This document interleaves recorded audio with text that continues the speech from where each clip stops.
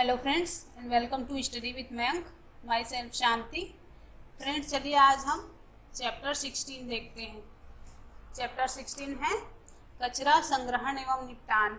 Friends, ये कचरा क्या होता है? तो हमारे घर से जो वेस्ट प्रोडक्ट्स निकलते हैं डेली के, उसको हम कचरा बोलते हैं, ठीक है, जिसका हम दोबारा यूज़ नहीं कर सकते। या तो कुछ चीज़ें हैं जिनका दोबारा यूज़ कर सकते हैं, फिर भी हम अधिकतर चीज़ों का यूज़ नहीं करते और उनको फेंक देते हैं घर से बाहर। तो ये क्या कहलाती है? कचरा। ओके। संग्रहण एवं निपटान। संग्रहण मतलब उसको इकट्ठा करना और निपटान मतलब उससे निजात पाना या उसे उसका सही जगह में उसका निपटान करना। ओके।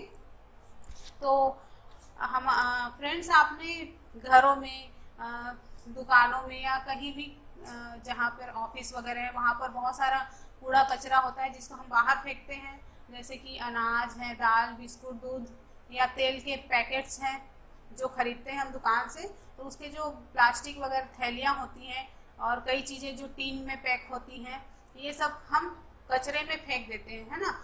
कभी कभी कुछ ऐसे वस्तु भी खरीद लेते हैं जिनका बहुत कम उपयोग होता है और हम उन्हें कचरे में फेंक देते हैं। जैसे कि कुछ खिलौने वगैरह हैं, वो टूट फूट जाते हैं, तो क्या करते हैं, उसको हम फेंकना ही ज़्यादा बेहतर समझते हैं। ये सोचते हैं कि हमने इसको घर से निकाल दिया तो हमें उससे मुक्ति मिल गई, मतलब उसका निपटान हो गया। पर फ्रेंड्स, नहीं, हम जितना ज़्यादा कचरा उत्पन्न करते हैं, हमें तो तुरंत तो उसका जो दुष्प्रभाव है वो दिखाई नहीं देता, पर बाद में धीरे धीरे वो क्या करता है, किसी न किसी रूप में हमको नुकसान पहुंचाता है ना। तो आज हम इसी के बारे में जानेंगे कि कचरा को कैसे फेंकना चाहिए, कैसे उसका संग्रहण और निपटान करना चाहिए। ओके। तो हमारा 16.1 है कचरे का निपटान। तो यहाँ पर सफाई कर्मचारी कूड़ा एकत्र करके ट्रकों द्वारा निचले खुले क्षेत्रों में जहाँ गहरे गड्ढे होते हैं ले जाते हैं। इन खुले क्षेत्रों को भराव क्षेत्र कहते हैं। फ्रेंड्स, हमारे घर में हम जो कचरा इकट्ठे करते हैं, उसको जो सफाई कर्मचारी हैं, नगर निगम वाले या नगर पालिका वाले जो भी हैं, आते हैं साफ सफाई करने, वो लोग उठा के ले जाते हैं ट्रकों में भर के, और उसको ऐसे खुले क्षेत्र में, मतलब जहाँ पर गहरा गड्ढा होता है, शहर के बाहर ज़्यादातर होते हैं ऐसे जगह, तो वहाँ पर उसको गहरे गड्ढे में उन कचरों को फेंक देते हैं, है ना। और उसमें से मतलब कई ऐसे चीज़ें होती हैं जो सड़ने वाली होती हैं, कई ऐसी चीज़ें होती हैं जो सड़ती नहीं है, तो उन दोनों को अलग कर लिया जाता है और उन जगहों पर फेंक दिया जाता है। तो ऐसे खुले क्षेत्रों को भराव क्षेत्र कहते हैं। भराव क्षेत्र मतलब वहाँ पर कचरा भर दिया जाता है। ओके। और उसके ऊपर मिट्टी की परत बिछा दी जाती है, और फिर जब वो जगह पूरी तरह से भर जाता है तो उसके ऊपर कोई पार्क या कोई गार्डन वगैरह बना दिया जाता है, ठीक है फ्रेंड्स। और फिर 20-25 सालों तक उस जगह पर कोई बिल्डिंग वगैरह नहीं बनाते, मतलब उस जगह पे कोई निर्माण कार्य नहीं होता, कोई कारखाने वगैरह या फिर कोई भी ऐसी इमारतें वगैरह वहाँ पर नहीं बनाई जाती। तो ऐसे क्षेत्र क्या कहलाते हैं? भराव क्षेत्र कहलाते हैं। ओके। कुछ पदार्थों के विलगित और खाद में परिवर्तित होने की प्रक्रिया को कंपोस्टिंग कहते हैं। फ्रेंड्स, आप जानते हो कि कंपोस्टिंग क्या होती है? तो ऐसे पदार्थ जो सड़ जाते हैं, विलगित होना मतलब सड़ जाना, और खाद में परिवर्तित होने की प्रक्रिया को कंपोस्टिंग कहते हैं। मतलब कंपोस्ट मतलब होता ही है खाद, है ना। कुछ ऐसे पदार्थ होते हैं जो सड़ जाते हैं, जैसे कि सब्जियों के छिलके, है ना, फलों के छिलके, अंडे के छिलके हो गए, या फिर हमारे घर से जो भी कागज है, रद्दी कागज निकल रहे हैं, वो सब क्या है? वो सड़ने वाली चीजें हैं, है ना। तो ये क्या है? ये खाद में परिवर्तित हो जाती हैं, और खाद में परिवर्तित होने की प्रक्रिया को ही कंपोस्टिंग कहते हैं। ओके। चलिए आगे देखते हैं 16.2 वर्मी कंपोस्टिंग। ये तो देख लिया हमने, जो खाद जो पदार्थ है वो अपने आप सड़ के कंपोस्ट बन जाते हैं। अब यहाँ पर हम वर्मी कंपोस्टिंग, मतलब वर्म मतलब कीड़ा, जैसे कि अर्थवर्म हुआ, उसके द्वारा कंपोस्टिंग कैसे की जाती है, मतलब उसके द्वारा खाद कैसे बनाया जाता है, इसके बारे में जानेंगे। ओके। तो लाल केचुओं के सहायता से कंपोस्ट बनाने की विधि को वर्मी कंपोस्टिंग कहते हैं। ओके फ्रेंड्स, तो इस विधि में क्या किया जाता है, जो बड़े किसान हैं या फिर जैसे कुछ नर्सरी वगैरह है, वहाँ पर ये मेनली किया जाता है। केचुओं का पालन किया जाता है, इसलिए खाद बनाने के लिए। तो बड़े बड़े गड्ढे तैयार किए जाते हैं, उसके ऊपर एक लोहे की जाली लगा दी जाती है, उसके ऊपर सूखे पत्ते बिछा दिए जाते हैं या गोबर है, फिर जो भी सड़ने वाली चीजें उनको डाल दिया जाता है, उसके ऊपर फिर मट्टी की परत बिछा दी जाती है और फिर तब जाके उसमें कुछ लाल केचुओं को डाल दिया जाता है। फिर वो लाल केचुए जो हैं इन जो सड़ने वाली चीजें हैं उनको खाना शुरू कर देते हैं और एक तरीके से वो खाद में बदलना शुरू हो जाता है। ओके फ्रेंड्स, तो यही क्या कहलाता है, वर्मी कंपोस्टिंग कहलाता है। इस तरह से जो खाद बनती है वो बहुत ज़्यादा उपजाऊ होती है पेड़ पौधों के लिए। इस तरह से आप लोग वर्मी कंपोस्ट बना के खेतों में भी डाल सकते हैं, जो कि कम लागत में बहुत अधिक मात्रा में और बहुत अच्छा फायदा करने वाला होता है। जैसे कि रासायनिक उर्वरक जो है, रासायनिक खाद जो डालते हैं वो तो बहुत ज़्यादा हानिकारक होते हैं हमारे लिए भी और पेड़ पौधों के लिए भी। तुरंत तो फायदा पहुंचाते हैं पर लंबे समय तक यूज करने से उनका बहुत ही दुष्प्रभाव हमारे शरीर पर और पेड़ पौधों पर भी पड़ता है। पर ये जो वर्मी कंपोस्ट है, जो अर्थवर्म के द्वारा या लाल केचुओं के द्वारा जो कंपोस्ट बनाई जाती है, वो बहुत ही पेड़ पौधों के लिए भी अच्छी है और हमें भी इससे कोई नुकसान नहीं होता। ओके फ्रेंड्स, और इससे फसल उत्पादन भी बहुत अच्छा होता है और जो भूमि की उर्वरा क्षमता है वो भी बढ़ती है। तो यहाँ पर कुछ पॉइंट बताया है इन केचुओं के बारे में। लाल केचुए के दांत नहीं होते, इनमें एक विशेष संरचना होती है जिसे गीजड़ कहते हैं। फ्रेंड्स, ये जो लाल केचुए हैं उनके दांत नहीं होते और उनके मतलब मुंह के आगे के सिरे में गीजड़ पाया जाता है, जिसे मिट्टी को भुरभुरा बनाते हैं, मिट्टी की गोली बनाते खाते हैं मिट्टी को, और जो बाहर छोड़ते जाते हैं वो बिल्कुल गोली के तरह छोटे छोटे गोली के रूप में होती है, जो कि जिसमें ह्यूमस की मात्रा बहुत अधिक होती है। ह्यूमस, और ये ह्यूमस ही क्या है, खाद का मुख्य घटक है। ओके, लाल कृमि एक दिन में अपने शरीर के भार के बराबर आहार खा सकता है। फ्रेंड्स, ये जो लाल केचुआ है वो एक दिन में अपने शरीर के भार के बराबर आहार खा सकता है, मतलब इतनी ज्यादा चीजों को सड़ा सकता है ना। इतनी जल्दी उसमें, जितनी जल्दी वो इसको आहार के रूप में लेगा उतने जल्दी वो खाद के रूप में परिवर्तित हो जाएगा, जो हमने उसमें कचरा डाला है। सॉरी, अब देखते हैं 16.3, सोचिए और फिर फेंकिए। फ्रेंड्स, हम जो ये बिना सोचे समझे कचरों को कहीं भी फेंक देते हैं, तो हमें ऐसा नहीं करना चाहिए। आपने देखा होगा कि किसान क्या करते हैं, फसल हुई, पैदा हुई, फसल काट लिया, उसके बाद खेतों में ही उनके जो डंठल वगैरह बचे होते हैं, पैरे वगैरह होते हैं या भूसा जो होता है, उसको खेत में ही जला देते हैं, जिससे बहुत अधिक मात्रा में क्या निकलता है, धुआं निकलता है और ये बहुत ही जहरीला होता है। आप जान रहे हो दिल्ली में इतनी प्रदूषण होती है हर साल, किस मौसम में होती है वो, फसल पकने के बाद जब किसान उसको जलाते हैं, तो मेन यही कारण होता है। जो वायु प्रदूषण है वो तो गाड़ी मोटर से तो होता ही है, पर इन जो कचरों को जला दिया जाता है उससे बहुत ही अधिक नुकसान होता है हमारे वायुमंडल को। और आपने सड़क किनारे भी देखा होगा, जो सफाई कर्मचारी हैं वो कभी कभी पेड़ पत्तों के पौधों को मतलब पत्तों को किनारे में जला देते हैं साफ सफाई करके। तो ये भी गलत बात है, जलाना नहीं चाहिए। पेड़ पौधे तो सड़ने वाली चीजें हैं, उसके जो पत्ते हैं वो सड़ सकती हैं, तो उनको ऐसे जगह में डाल देना चाहिए जहाँ पर वो खाद बन जाए, है ना। तो यहाँ पर लिखा है सोचिए और फिर फेंकिए।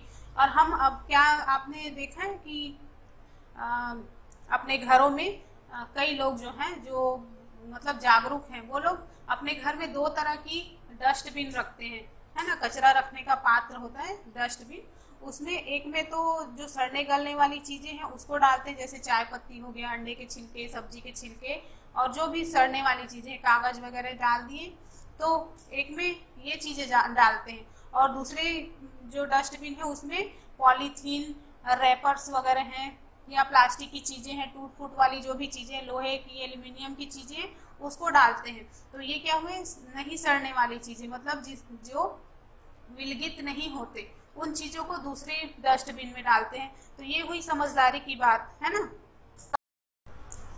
फ्रेंड्स, अगर इस तरह से हम मतलब सभी कोई अपने घर में इस तरह से कचरे का निपटान करने लग गए, तो बाहर में जो आजकल प्रदूषण की इतनी समस्या बढ़ी हुई है वो काफी कम हो जाएगी, है ना।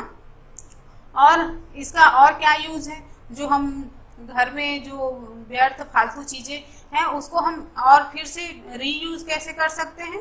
तो देखते हैं यहाँ पे हम पुराने कागजों, पेंसिल की छीलन, बधाई कार्डों, पुराने कपड़ों, पॉलीथीन की थैलियों आदि का पुनः उपयोग करने लायक चीजें बना सकते हैं। फ्रेंड्स, हमारे घर में जो पुराने कागज है, मान लो आप किसी कागज में लिखते हो, है ना, और उसमें आधा पेज बच गया, तो ऐसा नहीं है कि हमने एक लाइन लिखा और बाकी पेज को छोड़ दिया। पिछले चैप्टर में मैं पढ़ाई थी कि सिर्फ एक कागज बनाने के लिए 2 गिलास पानी की मतलब पेड़ पौधे से जो भी पत्ते प्राप्त होते हैं या फिर किसी भी चीज से कागज जो बनाई जाती है उसमें 2 गिलास पानी यूज होता है ना। मैंने बताया था पिछले चैप्टर में आपको। तो एक तो पेड़ पौधों का नुकसान हो रहा है, दूसरा क्या है, जो वेस्ट कागज जो बच गया हम उसको और दूसरे तरीके से यूज कर सकते हैं, या हमारी जो पुरानी फाइलें हैं उसको रीयूज कर सकते हैं। जो घर में शादी के कार्ड, बधाई के कार्ड आते हैं उनको डायरी वगैरह बना सकते हैं, उससे सुंदर डिजाइन बना सकते हैं, है ना। पुराने कपड़े हैं उससे पैर पोछ वगैरह बना सकते हैं, या फिर कोई भी अच्छी सी डिजाइन बना सकते हैं। जो पॉलीथीन की थैलियां होती हैं उनको भी रीयूज कर सकते हैं, है ना फ्रेंड्स। तो इस तरह से हमें हर चीज जो हमारे घर का कचरा है उसको भी सोच समझकर फेंकना चाहिए। चलिए आगे देखते हैं। 16.4 कागज का पुनः चक्रण। अब देखेंगे कि कागज का पुनः चक्रण कैसे किया जा सकता है। कागज का पुनः चक्रण संभव है तथा पुनः चक्रण द्वारा बने कागज की उपयोगी चीजें बनाई जा सकती हैं। फ्रेंड्स, आपने गाँव में देखा होगा कि जो कागज है उसको छोटे छोटे टुकड़ों में फाड़ दिया जाता है और उसको पानी में डुबा कर रख दिया जाता है, जिससे वो बिल्कुल नरम हो जाता है। फिर उसको अच्छे से हाथ के द्वारा मसल लिया जाता है और उस जो कागज की लुगदी बनी हुई है उससे सुंदर आकृति की टोकरियां बनाई जाती हैं, मुखौटे वगैरह बनाए जाते हैं, और भी बहुत सारी चीजें हैं, जैसे फ्लावर वाज वगैरह बना देते हैं। तो ये सब क्या है, कागज का पुनः चक्रण है।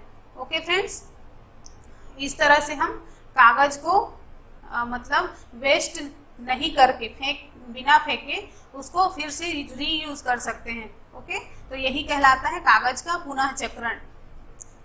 अब देखते हैं 16.4 प्लास्टिक वरदान या अभिशाप। फ्रेंड, आज के दिन में देखोगे आप तो हमारा मतलब कोई दिन ऐसे नहीं जाता जिस दिन हम कागज का या प्लास्टिक का यूज नहीं करते, है ना। हर चीज को देखोगे तो हर चीज के लिए दुकान में जाओगे तो प्लास्टिक की थैलियां पकड़ा देते हैं। हम ऐसे नहीं सोचते कि हम घर से कपड़े की थैली या फिर जूट वगैरह के जो थैले होते हैं उसको लेकर जाए। हम तो चले जाते हैं, हाथ हिलाते दुकान में, और दुकान वाला भी हमें प्लास्टिक का थैला पकड़ा देता है ना। तो एक तरह से देखें तो हमारे घर के जितने भी सामान है, टीवी है, फ्रिज है, कूलर है, और भी बहुत सारी छोटी मोटी चीजें हैं, वो सारे चीजें जितने भी केमिकल्स वाली जैसे कि शैम्पू हैं, उसके बॉटल्स, परफ्यूम वगैरह के बॉटल, ये सब किससे बने हुए हैं, ये सब प्लास्टिक से ही बने हुए हैं। जैसे ही शैम्पू खत्म हुआ वो प्लास्टिक का डिब्बा हो गया बेकार और हमने उसको फेंक दिया कचरे में, है ना, जो कि सड़ने वाला तो है नहीं। इस तरह से प्लास्टिक यूज करने में तो बहुत अच्छा लगता है, पर जैसे ही चीजें खत्म होती जाती हैं तो उसका निपटान फिर मुश्किल हो जाता है। इन प्लास्टिक को हम जलाते हैं तो उससे इतना हानिकारक धुआं निकलता है कि वो हमारे लिए किसी न किसी तरीके से बहुत ही हानिकारक है। हमारे सांस में के द्वारा हमारे फेफड़ों में जाकर कैंसर तक वो कर सकता है, कैंसर तक उत्पन्न कर सकता है। ओके, तो इस तरह से कुछ प्रकार के प्लास्टिकों का पुनः चक्रण नहीं किया जा सकता। फ्रेंड्स, कुछ प्लास्टिक होते हैं जिनको तो कचरे वाले बिन के उठा के ले जाते हैं, और कुछ प्लास्टिक ऐसे होते हैं जिनका पुनः चक्रण नहीं किया जा सकता। तो इसलिए हमको चाहिए कि हम इन प्लास्टिक का सही तरीके से यूज करें और ज़्यादा से ज़्यादा उनका जहाँ पर भी रिसाइकलिंग होती है उसकी वहाँ पर उसको पहुँचा दें। तो प्लास्टिक हमारे लिए वरदान भी है जब तक वो हमारे घर के यूज में आता रहे। फिर जब हम उसको ऐसे ही वेस्ट समझ के फेंक देते हैं तो वो हमारे लिए क्या बन जाता है, अभिशाप बन जाता है। पुनः चक्रण वाली प्लास्टिक की थैलियों में खाद्य पदार्थों को रखना हानिकारक हो सकता है। फ्रेंड्स, जो भी प्लास्टिक के डिब्बे वगैरह हैं उसमें हम अगर कोई खाने की चीज़ें रखते हैं या आप शादी पार्टी वगैरह में जाते हो तो जो प्लास्टिक की बने हुए थालियां हैं या प्लेट्स हैं तो उसमें हमको खाना परोसा जाता है तो उसमें एक तरह के केमिकल होते हैं जो गरम गरम भोजन के साथ हमारे पेट में चले जाते हैं और कैंसर का कारण बनते हैं। ओके फ्रेंड्स, सभी प्रकार के प्लास्टिक गर्म करने अथवा जलाने पर हानिकारक गैसें मुक्त करती हैं। जैसे कि मैंने बताया कि जो भी प्लास्टिक है उसको जलाओगे तो वो 100% हमारे लिए हानिकारक ही होगा। हम जितना अधिक कचरा पैदा करेंगे उससे छुटकारा पाने में हमें उतनी ही अधिक कठिनाई होगी। तो ये हमारे ऊपर डिपेंड है कि हम कितना कचरा कितना कचरा पैदा करते हैं, है ना, डेली यूज में, या उसका किस तरीके से अपनी समझदारी के हिसाब से उसको कचरे को कैसे रीयूज करते हैं या फिर कैसे उसको कहीं भी फेंक देते हैं, है ना। आपने देखा होगा कि गाय में गलियों में जो गाय घूमती रहती हैं वो पॉलीथीन खा के मर जाती हैं, है ना। तो ये सब गलत बात है। हम जितना अधिक कचरा पैदा करेंगे वो हमारे गले की हड्डी ही बनेगी। ओके, तो इस तरह से हमें कचरा नहीं फैलाना चाहिए और सोच समझकर यूज करना चाहिए हर चीज को। फ्रेंड्स, ये चैप्टर भी खत्म हो गया और आज क्लास 6 का जो सीरीज चल रही थी वो आज खत्म हो गई। कल से हम क्लास 7 की क्लासेस शुरू करेंगे। तो आपका ये क्वेश्चन है, स्वच्छ भारत मिशन के तहत शीर्ष स्थान प्राप्त करने वाले राज्य या शहर का नाम बताइए।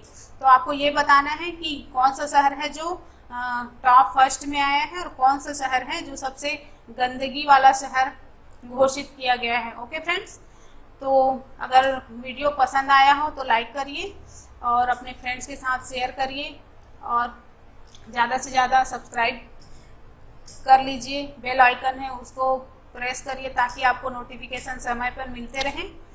ओके फ्रेंड्स, तो मिलते हैं नेक्स्ट वीडियो में। बाय।